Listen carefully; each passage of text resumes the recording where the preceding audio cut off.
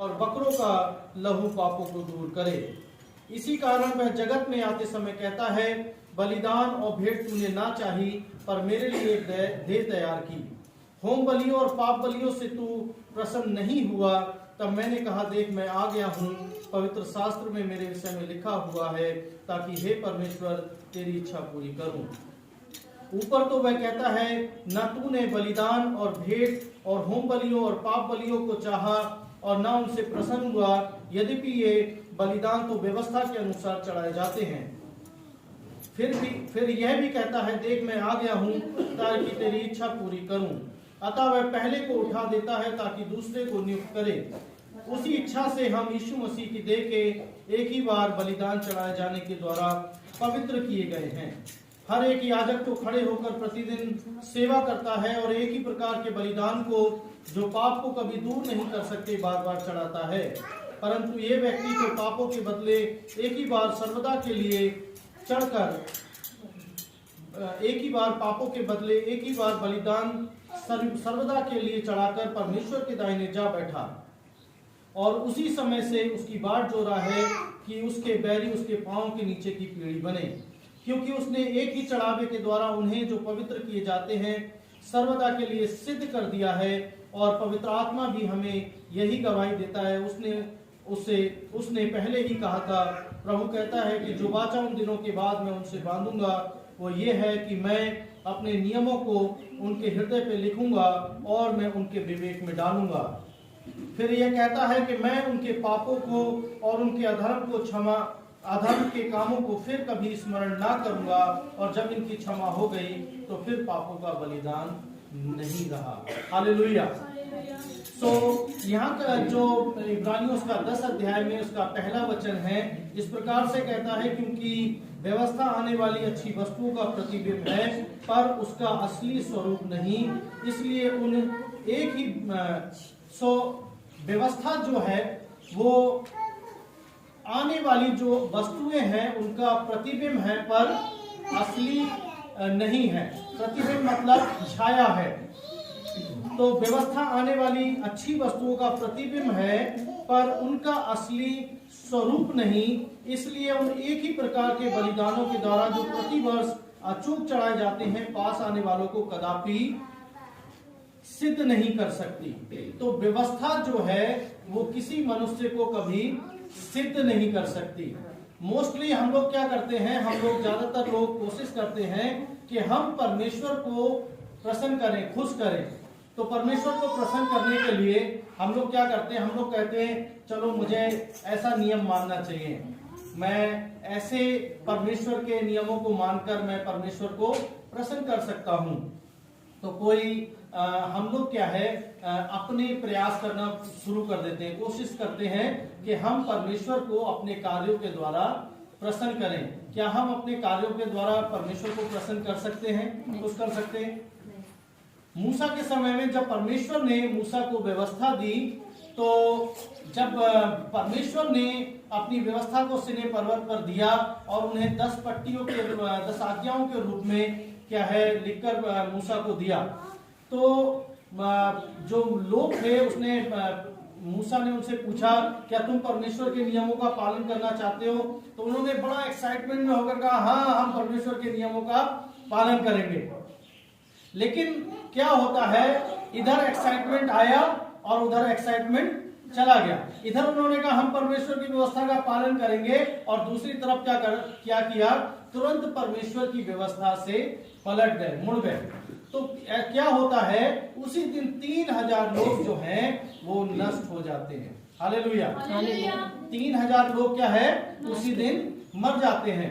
तो परमेश्वर क्या है, परमेश्वर इससे प्रसन्न होता है कि अभी तुमने अपने मुंह से अंगीकार किया कि हाँ हम परमेश्वर की व्यवस्था का पालन करेंगे, और उसी दूसरे क्षण आप कहते हैं कि नहीं, आप अपने कामों में लग जाते हैं और आप अपनी इच्छा के अनुसार अपने जीवन को जीना शुरू कर देते हैं, परमेश्वर की आज्ञा का अवहेलना शुरू कर देते हैं। तो परमेश्वर को जब ऐसा लगा कि ये मेरी प्रजा के लोग हैं और ये कभी भी उस पर स्थिर नहीं रह पाएंगे, और अगर मैं इनके बीच में और अपने बीच में व्यवस्था को रखूंगा तो मैं कभी भी इनका परमेश्वर नहीं ठहर सकता, मैं इनका परमेश्वर नहीं रहूंगा और ना ही ये मेरी प्रजा ठहर पाएंगे। क्योंकि परमेश्वर ने जो नियम दिए थे वो नियम क्या है, लोगों के लिए मानना बहुत कठिन हो गया, वो उस नियमों का पालन नहीं कर पा रहे थे। तो जब उन नियमों के कारण परमेश्वर अपनी प्रजा से क्रोधित भी हुआ, एक दिन में 3000 लोग मर गए और लोग जो हैं वो परमेश्वर के समीप नहीं आ पा रहे हैं, तो परमेश्वर ने इस बात की योजना बनाई। परमेश्वर ने कहा एक काम करो, एक बाचा का संदूक बनाओ, बाचा का संदूक बनाओ और उसके अंदर जो पट्टियां परमेश्वर ने पहले तो मूसा को अपने हाथ से लिख के दी थी, लेकिन वो पट्टियां तो गुस्से में आकर मूसा ने तोड़ दी, है ना। जब उन लोगों ने परमेश्वर की आज्ञा का अवहेलना की और गुस्से में आकर मूसा ने उस बछड़े के ऊपर मारा, वो क्या है, वो पट्टियां टूट गई और फिर दोबारा उसने फिर अपने हाथों से बनाई उन पट्टियों को। तो परमेश्वर ने कहा अब एक काम करो, एक बाचा का संदूक बनाओ और उस संदूक के अंदर इन पट्टियों को रखो और उस पे क्या करो, एक प्रायश्चित का ढकना लगाओ, फिर 2 करूबों को उसके ऊपर रखो और मैं उन करूबों के बीच में आकर तुमसे मिलूंगा। यानी कि अब इस बाचा को क्या कर दो, तुम ढांप दो। इस बाचा को एक बक्से में रखकर परमेश्वर ने क्या करा, उन्हें ढांप दिया। क्योंकि उस बाचा के द्वारा क्या है, वो लोग कभी भी जो पहली ओल्ड कमिटमेंट थी, जो पुरानी जो आज्ञा थी, उसके द्वारा वो लोग क्या है, कभी भी परमेश्वर को प्रसन्न नहीं कर पाए। और क्या आप जानते हैं इजरायलियों में ऐसा कोई व्यक्ति था जिसने, कोई एक व्यक्ति भी जो कहे कि उसने परमेश्वर की आज्ञाओं का पालन किया? मैं जब छोटा था तो मैं कहानी पढ़ता था, मुझे जो मिस्र से परमेश्वर निकाल कर लेकर आया इजरायली लोगों को, ये कहानी मुझे बहुत पसंद है। लेकिन उसमें एक कैरेक्टर कभी कभी मेरे मन में बड़ा संकोच पैदा कर देता था। चलो अच्छा, और दूसरे लोगों ने सबने पाप किया, परमेश्वर की आज्ञा को नहीं माना, लेकिन मेरा ऐसा मानना था कि हारून को तो कम से कम परमेश्वर की आज्ञा माननी चाहिए थी, क्योंकि हारून हमेशा मूसा के साथ रहता था और जब भी परमेश्वर मूसा से बातें करता था तो हारून हमेशा मूसा के साथ होता था। तो एटलीस्ट मूसा, हारून को तो परमेश्वर की आज्ञा को मानना चाहिए थी। अच्छा, वो मूसा जो हमेशा परमेश्वर से आमने सामने बात करता था, क्या वो परमेश्वर की आज्ञा को पूरी सिद्धता के साथ मान पाया? क्यों उसे परमेश्वर इजराइल देश में आने के लिए क्यों मना किया? उसने भी आज्ञा को, परमेश्वर की आज्ञा को तोड़ा।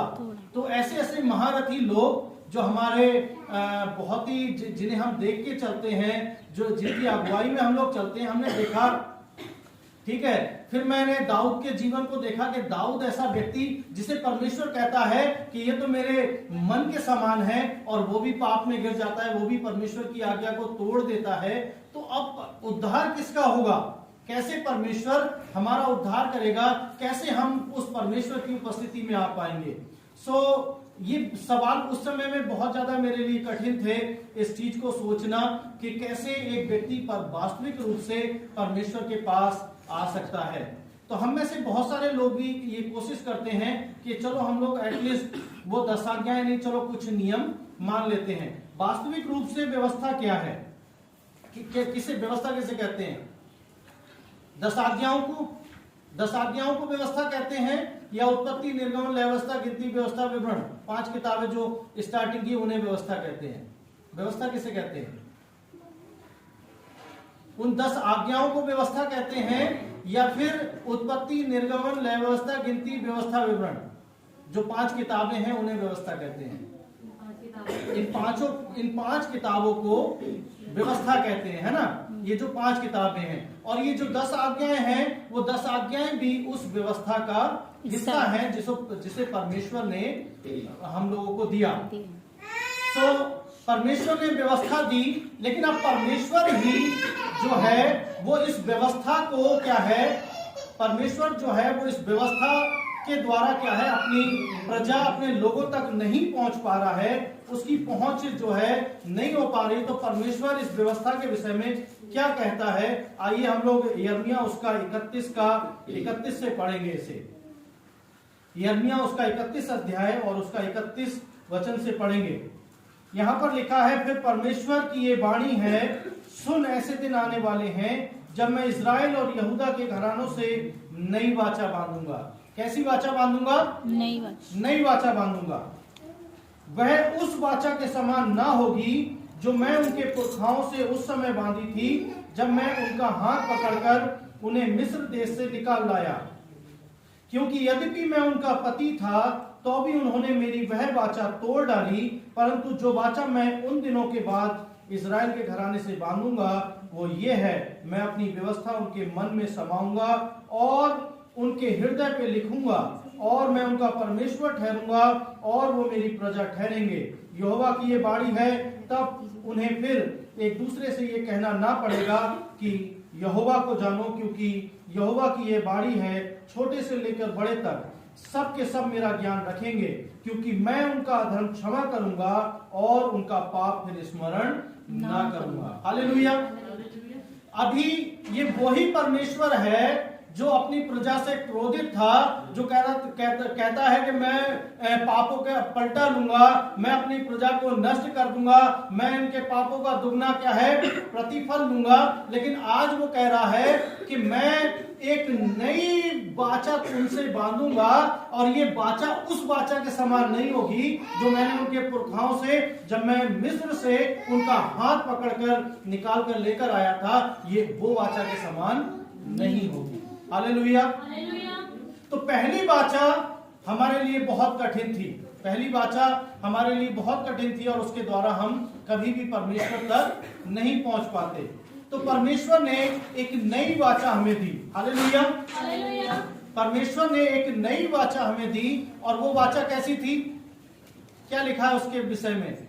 वह वाचा उस वाचा के समान ना होगी जो मैं मिस्र से, जब उनका हाथ पकड़कर थाम कर उन्हें निकाल के लेकर आया था, तब मैंने वो वाचा उन्हें दी थी। क्योंकि उस वाचा के अनुसार हम कभी भी परमेश्वर की उस दया को, परमेश्वर के उस अनुग्रह को कभी भी प्राप्त नहीं कर पाते। और इसीलिए परमेश्वर ने एक जब वाचा बांधी, और उसने कहा कि जब ये नई वाचा मैं उनसे बांधूंगा तो ये वाचा कैसी होगी?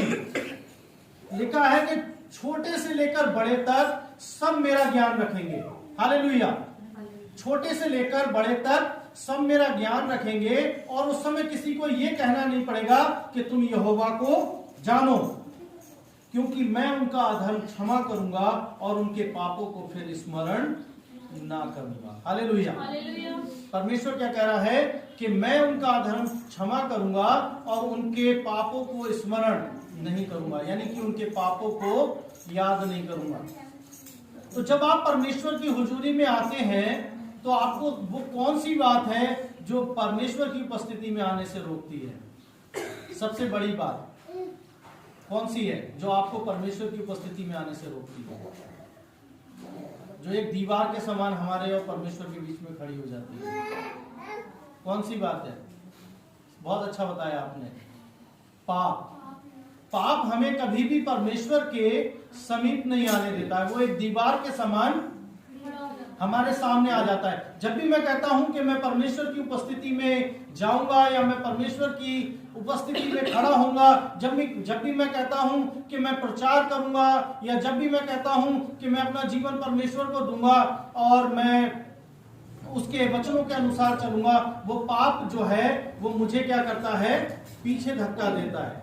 वो मुझे परमेश्वर की उपस्थिति में बढ़ने से रोकता है। तो एक तरफ हमारे पास परमेश्वर है, जो परमेश्वर कह रहा है कि मैं तुम्हारे पाप को स्मरण नहीं करूंगा, मैं तुम्हारे अधर्म को क्षमा करूंगा।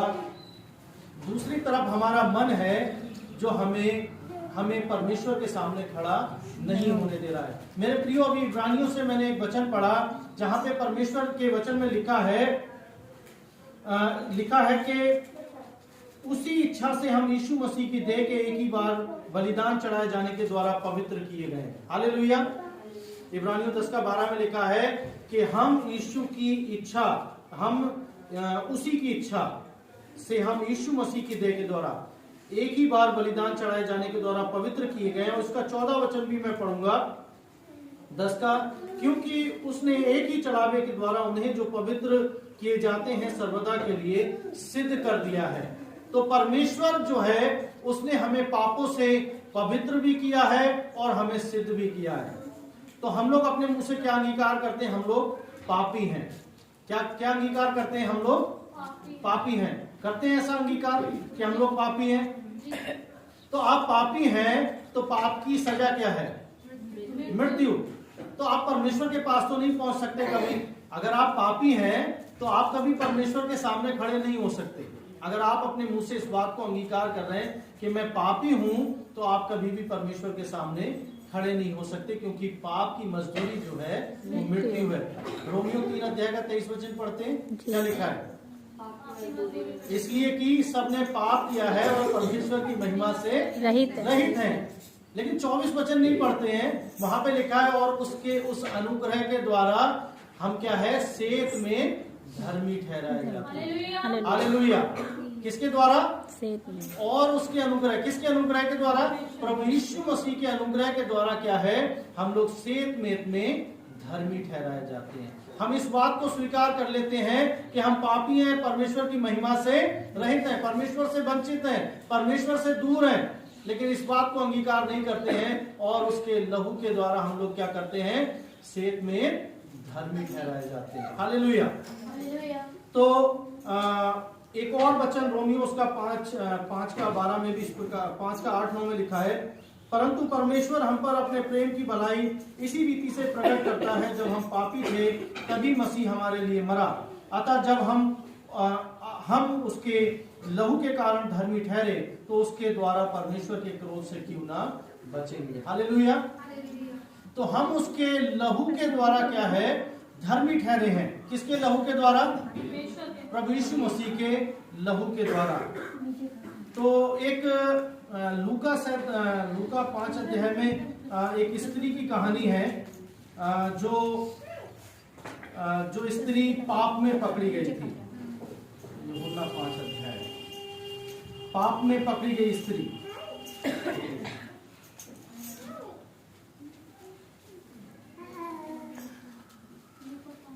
जब ये स्त्री पाप में जो पकड़ी जाती है, व्यभिचारिणी 8 अध्याय में है लिखा है, परंतु यीशु जैतून के पहाड़ पर गया। भोर को वह फिर मंदिर में आया। सब लोग उसके पास आए और वह बैठकर उन्हें उपदेश देने लगा। तब शास्त्री और फरीसी एक स्त्री को लेकर आए जो व्यभिचार में पकड़ी गई थी, और उसको बीच में खड़ा करके यीशु से कहा, हे गुरु, यह स्त्री व्यभिचार करते पकड़ी गई है। व्यवस्था में मूसा ने हमें आज्ञा दी थी कि ऐसी स्त्रियों पर पथराव करें, अतः तू इस स्त्री के विषय में क्या कहता है? उन्होंने उसको परखने के लिए बात कही ताकि उस पर दोष लगाने के लिए कोई बात पाए। परंतु यीशु झुककर उंगली से भूमि पर लिखने लगा। जब वे उससे पूछते रहे तो उसने सीधे होकर उनसे कहा, तुम में से जो निष्पाप हो वही पहले उसको पत्थर मारे। और फिर झुककर भूमि पर उंगली से लिखने लगा। परंतु यह सुनकर बड़ों से लेकर छोटों तक एक एक करके निकल गए और यीशु अकेला रह गया और स्त्री वहीं बीच में खड़ी रह गई। यीशु ने सीधे होकर उससे कहा, हे नारी, वे कहाँ गए? क्या किसी ने तुझे दंड की आज्ञा नहीं दी? उसने कहा, हे प्रभु, किसी ने नहीं। यीशु ने कहा, मैं भी तुझ पर दंड की आज्ञा नहीं देता, और फिर पाप ना करना। हालेलुया।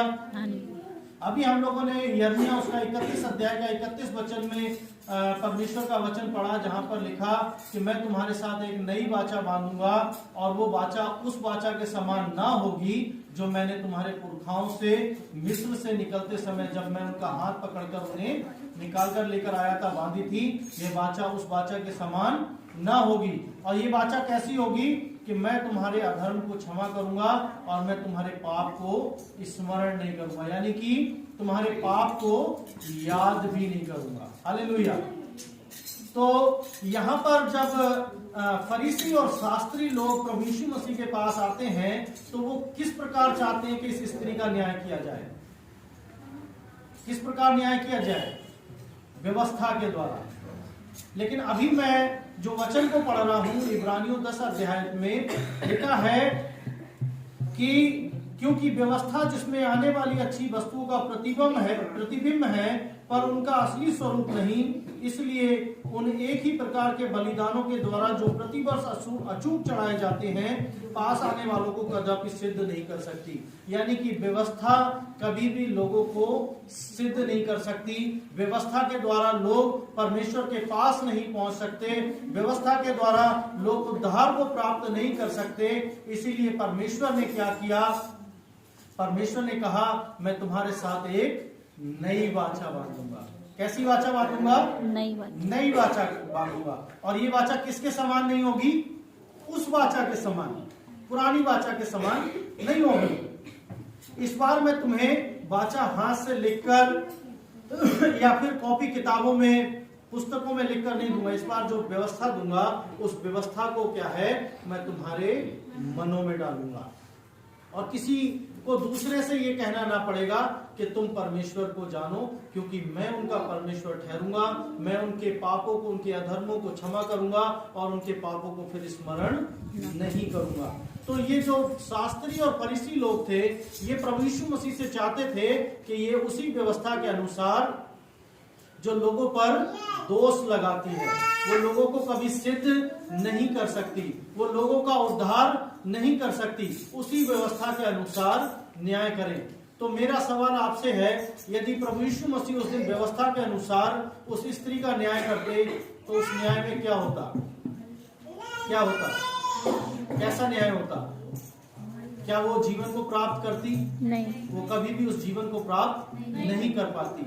लेकिन परमेश्वर ने पहले ही इस बात को कह दिया था, और इस बात को, इस वचन में परमेश्वर ने पूरा उस वचन को पूरा किया कि जब इन लोगों ने तुझे दंड नहीं दिया, उसने प्रभु यीशु मसीह ने साफ साफ पूछा, क्या यहाँ पर कोई ऐसा व्यक्ति है जिसने पाप ना किया हो?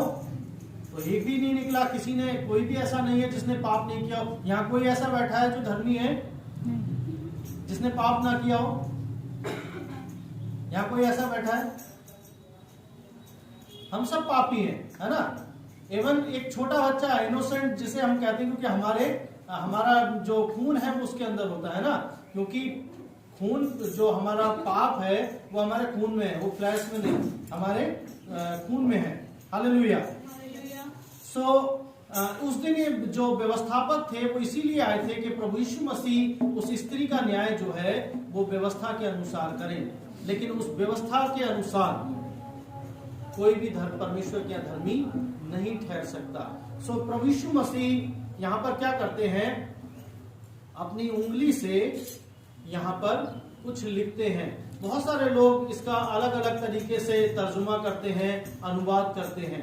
कोई कहता है प्रभु यीशु मसीह वहां पर उन लोगों के पापों को लिखने लगे, तो जो लोग, जिन लोगों ने अपने पापों को पढ़ा वो डर के भाग गए।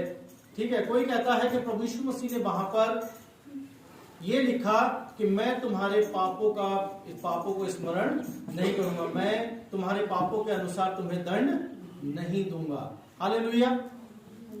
तो यहां पर परमेश्वर ने पूरी बाइबल के अंदर 2 बार अपने हाथों से कुछ लिखा।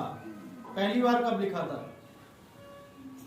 पहली बार जब परमेश्वर ने 10 आज्ञाएं दी, तो सिने पर्वत पर अपने हाथ से लिखकर। कैसे दी थी परमेश्वर ने? हाथ से। वो आज्ञाएं अपने हाथ से लिख के दी थी। हालांकि उन आज्ञाओं को मूसा ने तोड़ दिया था लोगों के पापों के कारण, जब उन्होंने परमेश्वर की आज्ञा को अवहेलना की।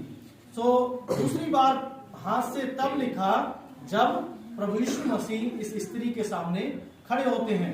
तो जो लोग थे, व्यवस्थापक जो थे, वो ये चाहते थे कि इस स्त्री का न्याय जो है वो व्यवस्था के अनुसार हो। लेकिन बाइबल साफ रीति से कहती है कि व्यवस्था जो है उन अच्छी बातों की, आने वाली बातों का क्या है? प्रतिबिंब है। लेकिन वो कदापि उसके पास आने वाले लोगों को सिद्ध नहीं कर सकती। हालेलुया। सो प्रभु यीशु मसीह क्या करते हैं? इस स्त्री को क्या है, उसके पापों की क्षमा दे देते हैं। प्रभु यीशु मसीह कहते हैं, यहाँ पर खड़े हुए किसी व्यक्ति ने तुझे दंड की आज्ञा नहीं दी, जा मैं भी तुझे दंड की आज्ञा नहीं देता, जा फिर पाप मत करना। हालेलुया। सो प्रभु यीशु मसीह का इस संसार में आने का मकसद क्या है? जानते हैं आप लोग? क्या बोला मत्ती में प्रभु यीशु मसीह ने? परमेश्वर के वचन मत्ती उसका 1 अध्याय का 21 वचन में इस प्रकार से लिखा है, और वह पुत्र जनेगी तो उसका नाम यीशु रखना, क्योंकि वह अपने लोगों का उनके पापों से उद्धार देगा। क्या ऐसा कहीं लिखा है कि प्रभु यीशु मसीह संसार में आके लोगों के पापों का दंड देगा? कहीं लिखा है? अगर यूहन्ना उसका 3 अध्याय का 16 वचन हम लोग बहुत पढ़ते हैं ना, क्या लिखा है? मुंह जवानी भी बोल सकते हैं उसे।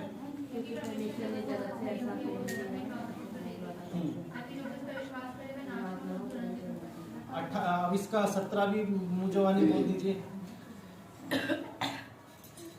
17 मुंह जवानी नहीं बोलते हैं, है ना, इसे ही याद रखते हैं, लेकिन 17 वचन को हम लोग याद नहीं करते हैं। लिखा है कि परमेश्वर ने अपने पुत्र को जगत में इसलिए नहीं भेजा कि जगत पर दंड की आज्ञा दे, परंतु इसलिए कि जगत उसके द्वारा उद्धार पाए। हालेलुया।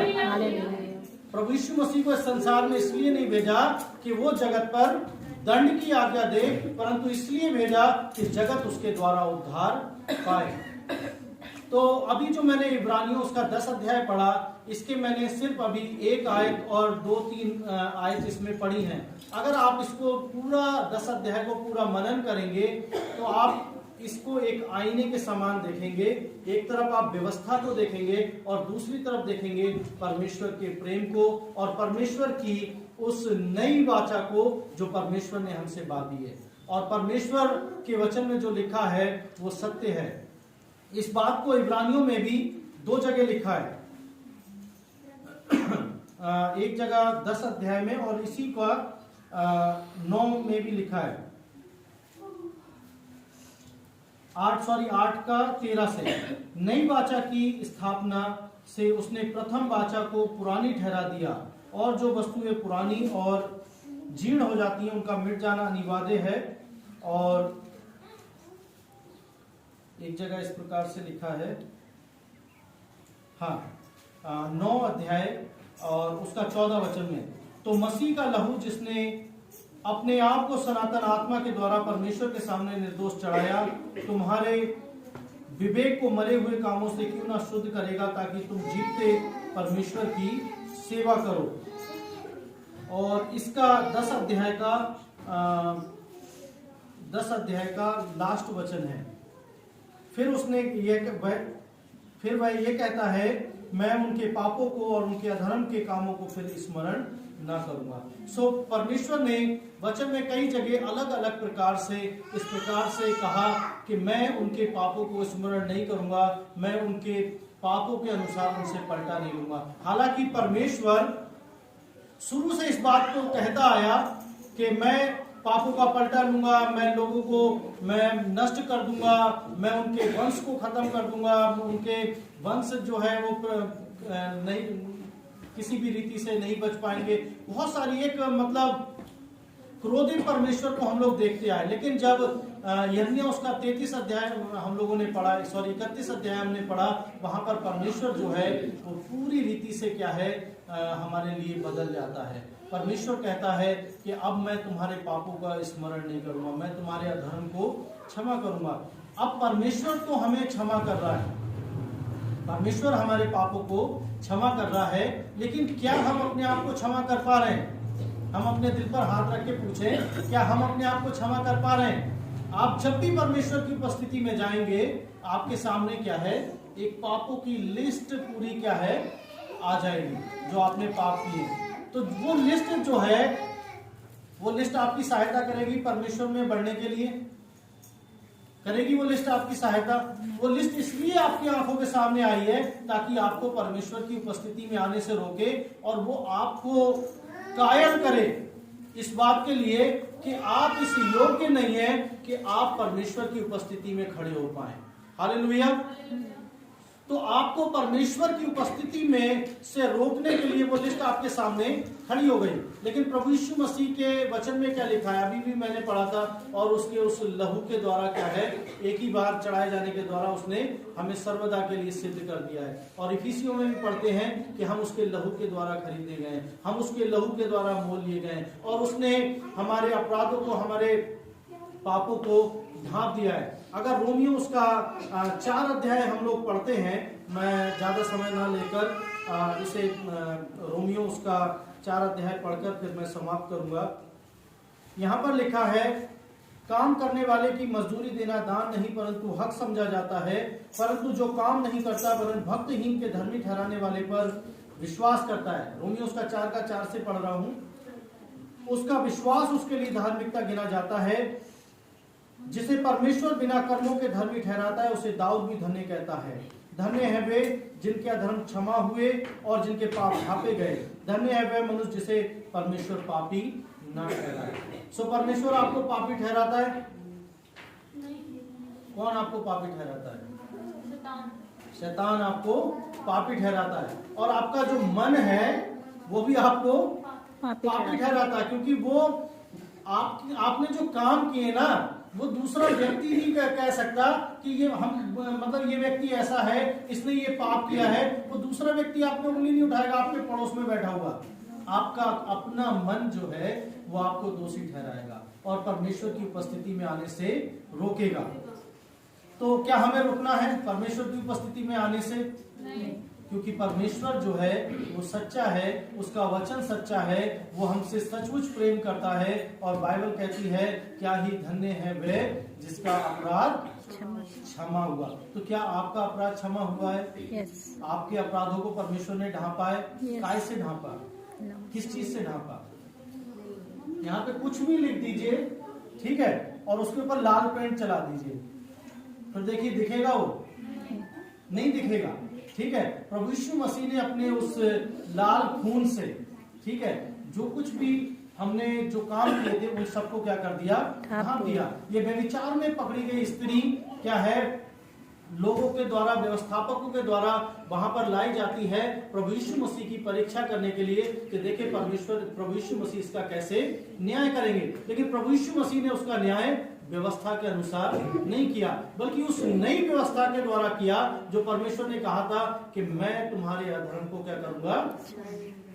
स्मरण नहीं करूंगा। मैं तुम्हारे पापों को क्षमा करूंगा और मैं तुम्हारे अधर्म को स्मरण नहीं करूंगा। बाइबल में कई जगह इस पदों को आप उठा के पढ़ लीजिए, लिखा है, आओ हम आपस में वाद विवाद करें, तुम्हारे पाप चाहे लाल रंग के क्यों ना हो वो हिम के मानिंद श्वेत हो जाएंगे। परमेश्वर ने, वही परमेश्वर है जो कहता है मैं तुम्हारे पापों को स्मरण नहीं करूंगा। वही परमेश्वर ऐसा कहता है कि मैंने तुम्हारे पापों को ऐसे दूर कर दिया है जैसे उद्याचल से अस्ताचल। कितनी दूर कर दिया हमसे? पूरब से पश्चिम, इतनी दूर कर दिया है। लेकिन हम अपने आप को फिर भी क्षमा नहीं कर पा रहे, नहीं कह रहे नहीं अभी वो हमारे पास ही, हमने जो पाप किए हैं वो हमारे पास में ही है, हम उसी में हैं, हम पाप में ही पड़े हुए और हम कभी भी पाप हमसे दूर नहीं हो पाता और हम पाप से दूर नहीं हो पाते हैं। इसलिए परमेश्वर की जो आशीष है वो हमारे जीवन में नहीं आ पाती है और हम परमेश्वर के करीब नहीं आ पाते हैं। हालेलुया। हम लोग प्रत्येक दिन प्रार्थना करते हैं और परमेश्वर को दोषी ठहराते हैं और हमारी प्रार्थना का पहला शब्द ये होता है, हे परमेश्वर मैंने जो पाप किए हैं, मैंने जो अपराध किए हैं तो उसे क्षमा कर। मेरे पास अभी समय नहीं है, कुलुसी उसका 2 अध्याय का 13-14 वचन में लिखा है और व्यवस्था का वो लेख जो हमारे नाम पे लिखा था, परमेश्वर ने उस लेख को क्या कर दिया? मिटा दिया है और हमारे सारे पापों को, सारे अधर्मों को क्या कर दिया है? क्षमा कर दिया है। और बाइबल में बहुत सारे ऐसे वचन हैं जिसे पढ़कर मैं आपके बीच में बता सकता हूँ, लेकिन समय का अभी तकाजा है, मैं उन सारे वचनों को नहीं पढ़ूंगा। लेकिन आप इसे बाइबल में से पढ़िए, इस नई वाचा को स्मरण कीजिए जो परमेश्वर ने आपकी और मेरे साथ बांधी है। परमेश्वर हमें वैसे व्यवस्था से जो उसने मिस्रियों को के देश से उन्हें निकाला था, इसराइलियों को जो बांधी थी, वो व्यवस्था फिर हमें दोबारा देना नहीं चाहता। परमेश्वर वही परमेश्वर है जिसने उस वाचा को क्या है, उस साक्षी के पत्र संदूक में रखकर उस संदूक को क्या कर दिया?